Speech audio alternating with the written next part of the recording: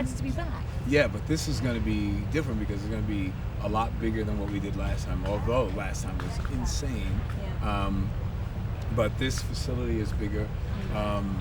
The stage, which I was just checking out, is the largest LED screen ever created. So it's twice as large as Pink Floyd's The Wall, which is amazing. Yeah. So I'm like thinking about, okay, so all my friends are going to see my head like that big. So I've made sure that I better get my teeth. No, it's going to be really, really cool. Yeah, we've played the park before, but I'm sure this is going to be a different experience. Also, we get to play with J-Lo and Lion. I know, you've got some you're an amazing lineup because you're essentially on the closing day of the whole festival here, which is July the 14th. So it all rests on our shoulders. It kind of does. It kind of does. No pressure. Like, that's the last memory everyone's going to be left with. Like, oh no.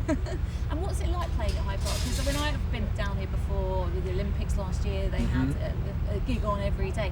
What's the feeling like when you look out and you just see that sea of people, the London crowd? How are we for you? It's amazing. The great thing about London is that it seems like my playlist of songs resonates more with the people here.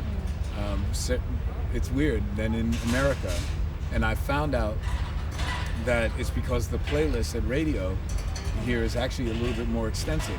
So when we played here last time, a couple of years ago, I pulled out some wacky song out of my quiver and said, well, we just want to do this. I hope you guys will indulge me. Yeah. And I played it and everybody started singing it. I was laughing my butt We're all off. disco divas at heart. But it was like, not like, it wasn't like what I thought was a huge song. I just wanted to see if maybe it might resonate because we don't get a chance to play it at home. Do you think the London crowd are quite open-minded though as well? They're quite, up for anything and give it a go. That's half the reason why I was doing it, because one, I love the song, and I figured that if they just indulged us, that maybe at the end of it they'd like it.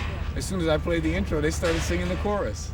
You know it already. Yeah, so people don't realize that our set is this massive set list of songs that I just keep at my feet. And everybody else has it, but the order doesn't mean anything. So they're all like standing on, like on pins and needles because they don't know what I'm gonna call. Because what I do is I sort of work like a DJ. I'm like, judging the crowd or like a comedian. Yeah, and I'm like, looking at them and saying, well, did they dance on that? Did they sing on this one? What do you think? So the only part of our set that absolutely is pretty much etched in stone is the beginning, because you got to have an opening. Do you know what your first track Yeah, is? it's always Everybody Dance, and the main reason is because I'm paying homage to my partner Bernard Edwards. Everybody Dance is the very first song I ever wrote for She. So if it weren't for Everybody Dance, it would probably be no She. And that song is when I finally realized that my partner Bernard Edwards was, I always knew he was a genius, but when he was able to play that thing, and I was like, wow, are you kidding me?